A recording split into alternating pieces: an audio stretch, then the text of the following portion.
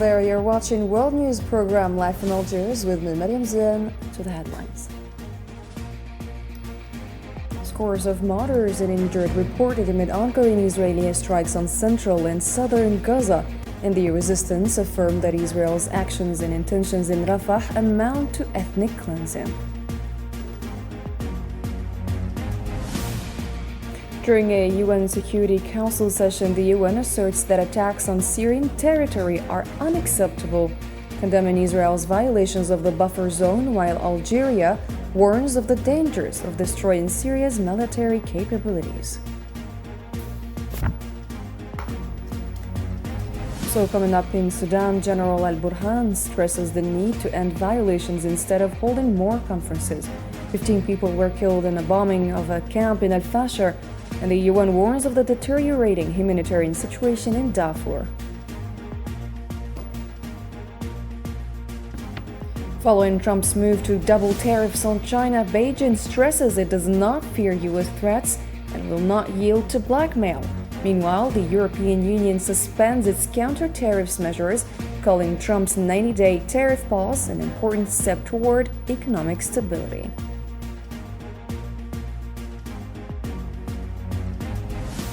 Hello and welcome back to our news. First, 4 Palestinians were killed and others injured when Israeli warplanes bombed the house of Abu al-Aoun family in the Jadida area in al-Shuja'iyya neighborhood east of Gaza City, according to local sources. The occupation also targeted a group of Palestinians near the civil defense area in central Gaza City, resulting in the death of 5 more people, according to Palestinian media reports. And at least 3 Palestinians, including a child, were killed and others wounded at dawn on Thursday as Israeli forces bombed different areas of Khan Yunis in southern Gaza. Israeli warplanes also launched strikes targeting the northern areas of Rafah in the southern Gaza Strip.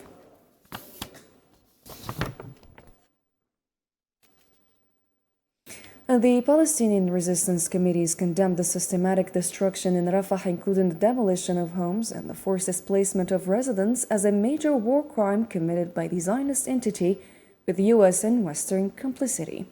In a statement, the committees warned that the occupation's intent to turn the entire city of Rafah into a buffer zone through policies of destruction and displacement constitutes a tool of genocide and ethnic cleansing.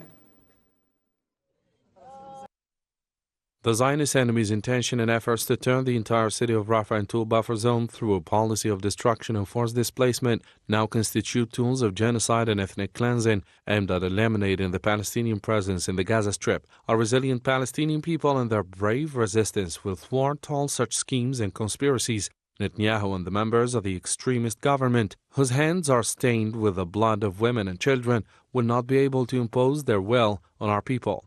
Our people will remain steadfast and committed to the path of resistance and resilience, as it is the only way to confront the occupation.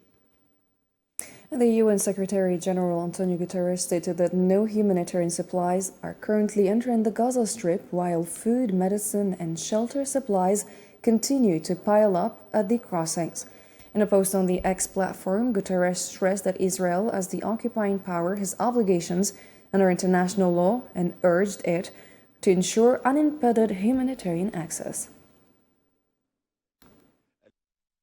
As the occupying power, Israel has unequivocal obligations under international law, including international humanitarian law and international human rights law.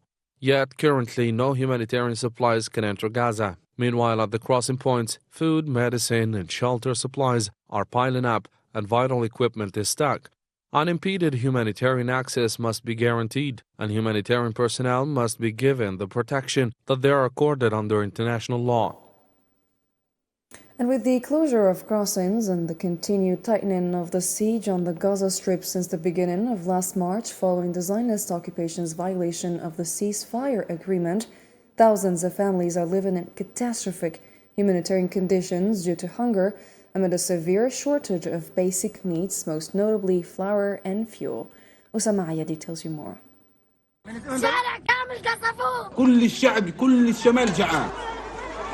If sporadic shelling and targeting of residential buildings have not killed all Palestinians, hunger surely will. As the Zionist occupation continues its blockade on all crossings of the Gaza Strip, Palestinian people bear the brunt of a genocidal war and severe humanitarian situation. I swear to God, if we don't die of strikes, we will die of hunger. We're not safe. The whole world, listen to us. We're really not safe. I will die of hunger with my children. What shall we do? Thousands of families are living in catastrophic humanitarian conditions due to hunger, amid a severe shortage of basic life necessities, especially flour and fuel. Amid the rubble and tattered tents, another face of the catastrophe appears. Hunger has returned once again after the occupation's breach of the ceasefire agreement. If the crossings don't open, people will die from the lack of food. We have survived the war and we survived the airstrike as we wake up and go to sleep. But we can't survive the hunger, neither us nor our children. The lifeline in Gaza has been cut off and hunger has crept in once again. Thousands of tons of aid are piling up on the border, searching for a way into the Strip, where 2 million Palestinians are threatened by hunger under a Zionist decision. The consequences of the siege have extended to the closure of bakeries due to shortage of flour, which has widened the circle of warnings of a looming famine. Real signs affirm that the Gaza Strip is experiencing a famine that may leave no stone unturned. Signs that have prompted many humanitarian and international organizations to warn of a humanitarian catastrophe engulfing those who survived the bombing. Every day without these basic supplies, Gaza inches closer towards very, very deep hunger. With every day without the basic commodities, Gaza is gradually approaching severe famine. The humanitarian situation in Gaza is worsening by the day, with the continued closure of crossings and the tightening of restrictions on the entry of aid. This reality is deepening the suffering of 2 million people under siege and bringing the famine crisis closer than ever. And Hamas welcomed 2 UNESCO resolutions calling for the halt of settlement projects in Al-Quds and Al-Khalil. In its statement, Hamas praised the countries that supported the resolution, stressing the importance of UN decisions that expose and condemn the violations of the occupying government against Palestinian land and sanctuaries. We in the Islamic Resistance Movement welcome the unanimous adoption by the Executive Board of UNESCO during its 216th session in Paris of 2 resolutions calling for an end to all settlement projects in the occupied city of Al-Quds and the Ibrahimi Mosque in Al-Khalil, projects aimed at distorting their landmarks and altering their historical and Palestinian social character. We call on the United Nations and the international community to pressure the Zionist occupation to implement these resolutions, halt its violations of international law, and hold it accountable for its crimes against our people, land, and holy site. And the Interparliamentary Union unanimously adopted a resolution endorsing the 2-state solution to Israeli-Palestinian conflict. At the conclusion of its 150th Assembly General held in Tashkent, the capital of Uzbekistan, the IPU stated that the conflict goes beyond a regional issue, stressing that the 2-state solution is the only viable way to break the cycle of violence and ensure security. The Zionist killing and destruction machine continues to target innocents blatantly violating all international agreements and conventions amid shameful international silence that deepens the suffering of the Palestinian people. We in the Arab Parliamentary Union now reiterate our position.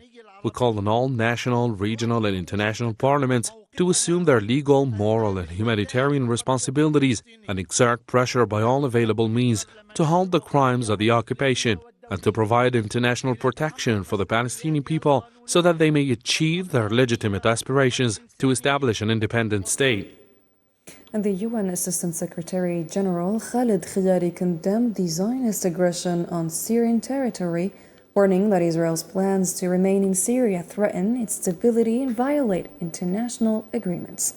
Speaking at a Security Council session called by Algeria and Somalia, Khiyari emphasized that Syria deserves a chance for a comprehensive transition allowing the people to overcome conflict, revive the economy, and achieve their aspirations. Israeli officials have also spoken about Israel's intentions to stay in Syria for the foreseeable future. Such facts on the ground are not easily reversed. They do threaten Syria's fragile political transition. Most recently, as conveyed to this Council by the Syrian Permanent Mission on 7th of April, at dawn on 3 April, there were reports that Israel carried out multiple airstrikes across Syria, including in Damascus, the Hama military airport, and the T4 military airport in Homs. Israeli simultaneous attacks in Daraa reportedly resulted in 9 civilian casualties. And the UN Undersecretary General for Peacekeeping Operations, Jean-Pierre Lacroix, warned of the dangerous situation in the buffer zone due to the actions of the occupying army. Speaking at a Security Council session called by Algeria and Somalia to discuss the situation in Syria, Lacroix described the situation as unstable, citing violations by the occupying forces in the buffer zone since December 8, stressing the crucial role of the UN mission in stabilizing the area. The Security Council consultation on UNDOF on the 19th of March has remained volatile and continues to be characterized by significant violations of the 1974 disengagement of forces agreement with the entry of the Israeli Defense Forces, IDF, into the area of separation since the 8th of December. The Israeli Defense Forces currently occupies 12 positions that they established on the Bravo side, 10 in the areas of separation and 2 in the area of limitation in the vicinity of the Bravo line. In Algeria, strongly condemned the attacks carried out by the Israeli occupation on Syria, which resulted in numerous civilian casualties and widespread destruction of Syrian infrastructure. In a statement before the UN Security Council during a session convened by Algeria and Somalia to address the consequences of the Israeli aggression, Algeria's UN representative Ammar Ben Jama warned of the dangers posed by the destruction of Syria's military capabilities and emphasized the need to fully respect Syria's sovereignty and territorial integrity. The A3+ is concerned about the military escalations by Israel in Syria, which are taking place at a critical period of Syria's history. We understand that the recent airstrikes have reportedly resulted in 9 civilians' casualties and damage the civilian infrastructure. The A3+ strongly condemn these military operations that violate international law, including the United Nations Charter. In this regard, we stress the importance of ensuring full respect for Syria's sovereignty and territorial integrity. The diplomat Ben Jama called for the withdrawal of occupying forces from Syria, stressing that the Golan Heights is Syrian land under occupation in accordance with the resolutions of the United Nations Security Council. Full respect for the 1974 disengagement agreement, including provisions related to the zone of separation. In this regard, we underscore that there should be no military forces, no military equipment, an end to the Israeli incursion and the complete withdrawal of its forces from Syria's territory. We emphasize that the Golan Heights is an occupied Syrian territory, as reaffirmed by Security Council Resolution 497. This Security Council must uphold its resolutions and ensure complete compliance by all parties. And Mujama confirmed Algeria's readiness to work with member countries to ensure a peaceful resolution to the Syrian crisis. Let's take a listen. The A3+ stands ready to work with all member states to ensure a peaceful resolution to the ongoing crisis in Syria, prioritizing the needs and aspirations of the Syrian people. The prosperity of Syria is critical to the stability of the entire region.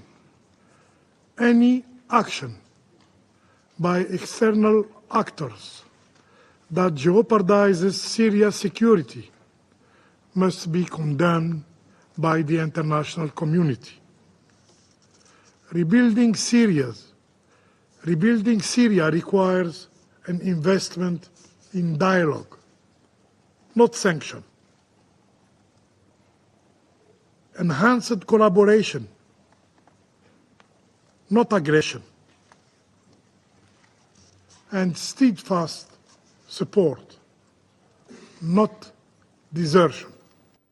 And the Turkish military or Ministry of Defense emphasized that Israel must abandon its expansionist and occupation practices in order to establish regional security. In a press conference held Thursday, Turkish Ministry of Defense spokesperson stressed the necessity for Israel to immediately halt its provocative attacks, which aim to undermine Syria's territorial integrity and destabilize its security and stability. He added that Israel's failure to cease its attacks on countries in the region would harm stability and peace in the area.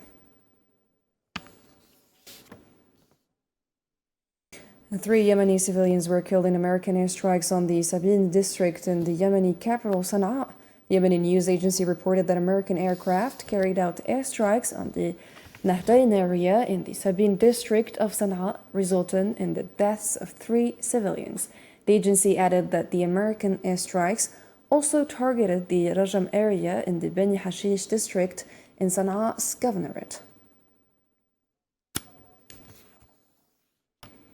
And the death toll from the American airstrikes on various Yemeni governorates has risen to 107 killed and 223 injured since March 15.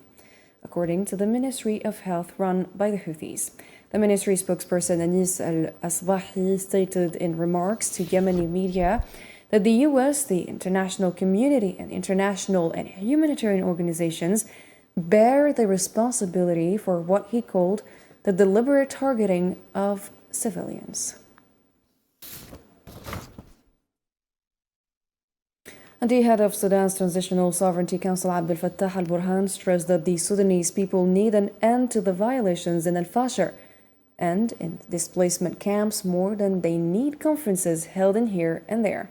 In a statement, the Sudanese army said that during his meeting with the UK's Special Envoy to Sudan, Richard Crowder, al-Burhan emphasized the need for Britain to use its position at the UN Security Council to shift the narrative surrounding the crisis, pointing to the violations being committed by the Rapid Support Forces in al-Fashir. At least 15 people were killed on Thursday in artillery shelling carried out by the Rapid Support Forces on a displacement camp and a local market in the city of al-Fashir, Western Sudan, according to media sources citing emergency rooms at Abu Shouk camp. The same sources added that RSF artillery struck both the Abu Shouk camp and the Neivasha market area in al-Fashir, killing more than 15 people and injuring around 25 others. Meanwhile, the al-Fashir Resistance Coordination reported that the RSF launched an attack on the town of Qdada, east of al-Fashir, committing widespread violations against civilians.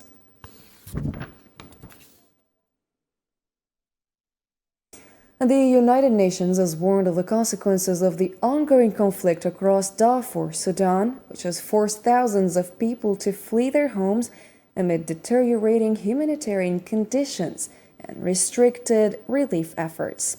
UN spokesman Stéphane Dujarric confirmed that more than 4,000 people were newly displaced in North Darfur in the past week alone due to escalating conflict in Al-Fashir, including the Zamzam camp for internally displaced persons where famine has been confirmed. Our colleagues on the ground warn that insecurity continues to push thousands of people across the Darfur region out of their homes as humanitarian conditions rapidly deteriorate even further. In the past week alone, more than 4,000 human beings have become newly displaced in North Darfur State, and that's due to the escalating violence in Al-Fashir, which includes Zamzam displacement camp just south of the city and other areas. As you well know, and we've said repeatedly, famine conditions have been confirmed in Zamzam.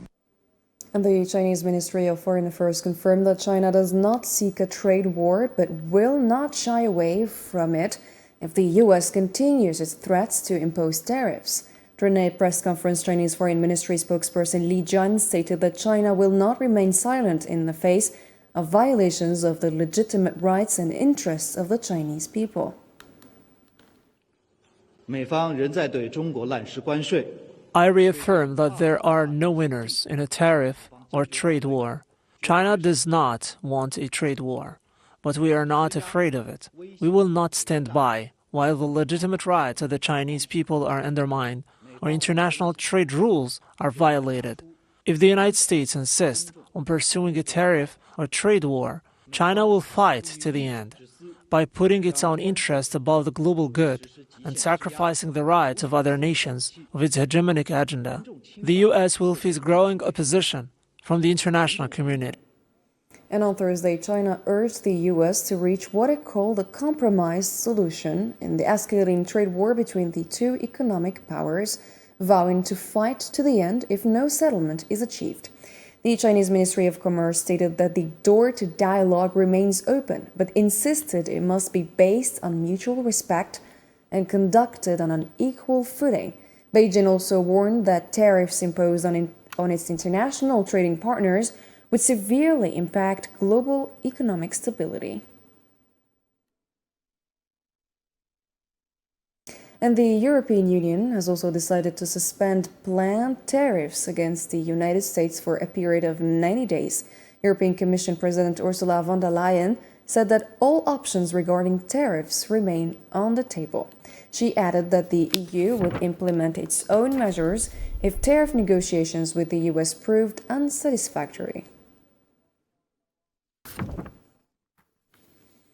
The Secretary General of the Algerian Ministry of Foreign Affairs, Lounes Megraman, met with Mikhail Bogdanov, Russia's deputy foreign minister, to discuss developments in the Sahel, the Middle East, the Palestinian cause, and Western Sahara. The two co-chaired the fifth round of Algerian-Russian political consultations in Moscow, agreeing to enhance bilateral relations and continue close coordination. This meeting follows the strategic partnership declaration signed by President Tebboune and Putin in June 2023. Algerian Minister of State and of Foreign Affairs Ahmed Attaf arrived in Antalya, Turkey, on Thursday evening to represent Algeria at the fourth edition of the Antalya Diplomatic Forum, which opens on Friday.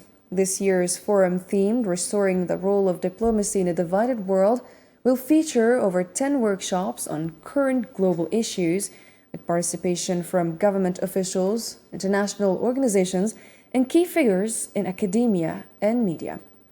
Minister Attaf is also expected to hold bilateral talks with foreign ministers and officials from various international organizations. The Algerian Minister of State, Minister of Foreign Affairs, the National Community Abroad and African Affairs, Mr. Ahmed Attaf, conducted a visit to the Consulate General in Tunisia and reviewed the services provided to Algerian nationals residing there. A statement from the Algerian Ministry of Foreign Affairs on Thursday stated that Attaf also met with members of the National Community or the National People's Assembly responsible for issues related to the national community abroad and with representatives of the civil society organizations to discuss the concerns and issues of Algerians living in Tunisia.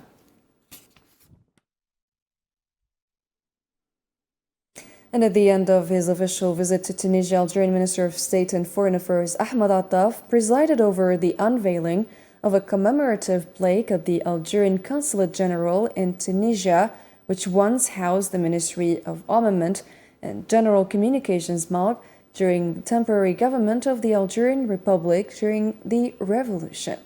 A statement from the Algerian Ministry of Foreign Affairs clarified that this initiative is part of the implementation of President Abdelnajid Tebboun's directives to preserve national memory and honor the sacrifices of those who served in the MAG agency, including martyrs and fighters, and to recall their efforts during the victorious Liberation Revolution. The Algerian Consul General Nasreddin Laraba stated that the inauguration of the plaque is part of the effort to preserve and honor national memory sites. The symbolism of this building lies in its continuity. After serving the Liberation Revolution and the national cause, it now stands in service of our community abroad as a consular center. This initiative is part of preserving and honoring sites of national memory, which President Abdelnajid Tebboune constantly highlights and values on every occasion. Certainly, the Algerian community living in Tunisia will take pride in this important step, which will help instill in future generations the values of our great revolution. With this, ladies and gentlemen, our program has come to an end. If you missed any part of it, our platforms remain available around the clock for you. Thank you for watching, and bye-bye.